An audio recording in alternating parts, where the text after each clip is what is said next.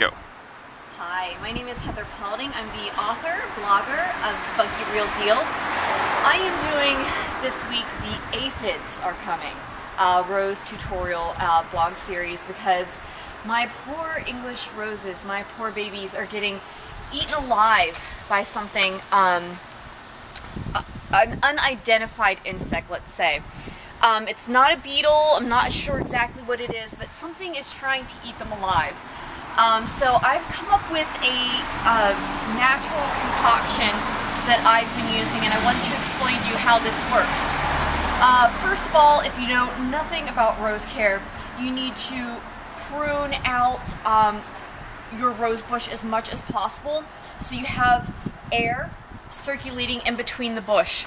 If it gets too dense in the middle, that's how the insects really like that. The insects, the bugs, the fungus, so you have to let air circulate around your plant.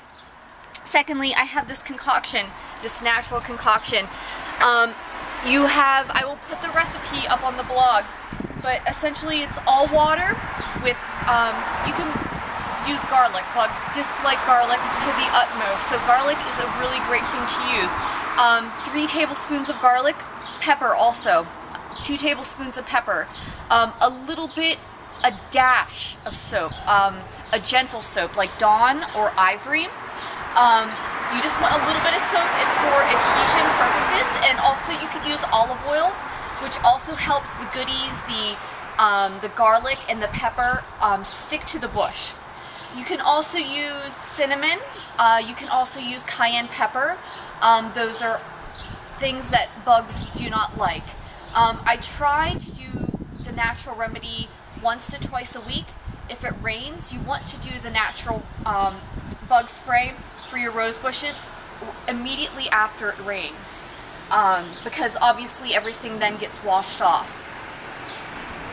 So I'm just going to show you how I do it. You basically want to paint it on your rose bush. You're going to paint it on all the leaves affected or not affected with bugs and bite marks. Just like that. And you want to make sure you also get to the underneath as well. And that's about it. You paint it on.